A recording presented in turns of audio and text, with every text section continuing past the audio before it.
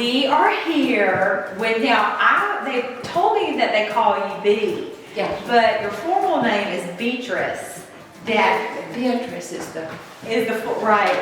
and the grandchildren call me Beezy. Oh, Beezy to the two grandchildren. I love that. So now I want to know about when y'all built the house, when you purchased the land, and We were living on Garden Terrace, and we had a small three-bedroom house. And Elizabeth arrived, so number 4 child in a small three-bedroom house. And Mac had to sleep sometime during the day when he was up all night. He'd come home to get a nap. because her husband was the only surgeon in town, right? He was the surgeon. Okay, so we were just telling everybody that this is called Johnston Heights, the neighborhood. After Tommy's family. Right, after Tommy's. And some of Tommy's granddaddy's barbed wire was in the ditch when we first came. So we could tell its purpose was still here. It all had been here. And Mac's folks were real good friends with his grandparents. They were very close and did a lot when they were young, so it was especially meaningful. Well, we heard that the Joyner Road was named after a family friend. Did you know? Yes, but one at the top was, at the bottom I think was J-O-I, and the top was J-O-Y, or vice versa.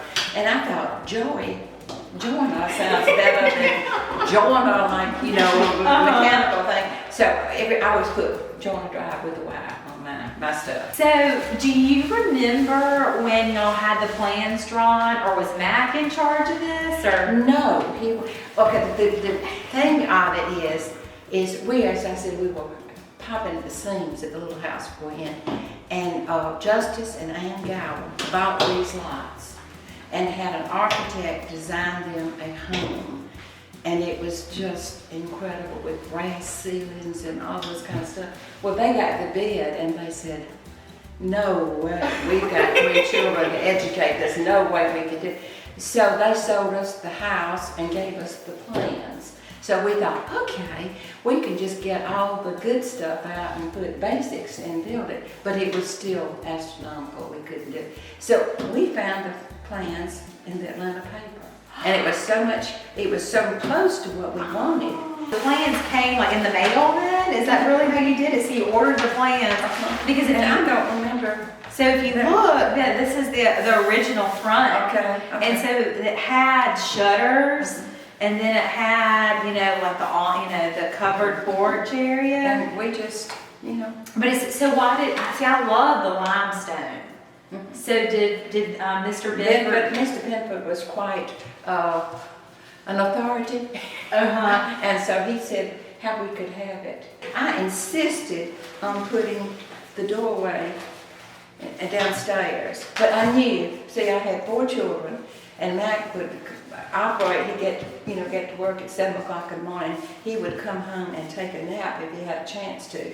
And I knew I had to close it off so he could have space, so I could have the bridge club, and we could do things with the children and everything in the front here. And so that's why y'all closed it off, so that way it could have, you could still entertain without, so that way he could get, and wouldn't have to march through the room. Okay, now what did y'all use that room for? That was the pool room. We had the pool table, and Matt got it secondhand from his cousin, and I got a top cut to fit it.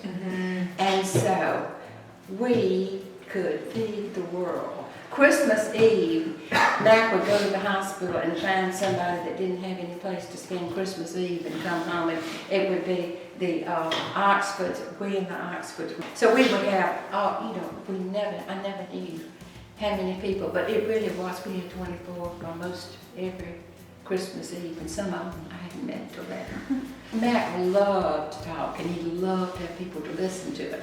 So he would love to have 12 people at the table. They couldn't get up till they finished the meal, so he could talk all the time. But he was very interesting. He had lots of.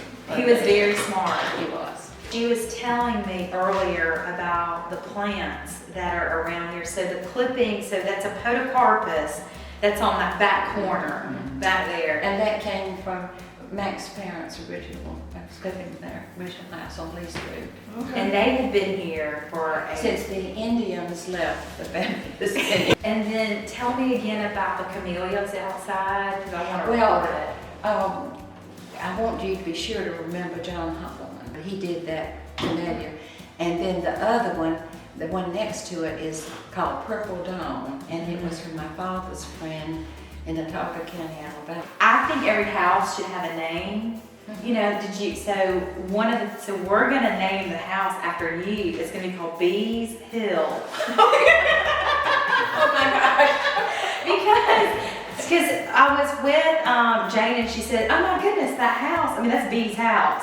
So we're like, okay, well, and it's up on a hill. So we're gonna name it Bees Hill. Well, y'all are sweet. Well, I just hope we have as much fun and enjoy it as much. Well, we're looking forward to it. And we're definitely, I'll keep you in the loop and you'll have to come and see.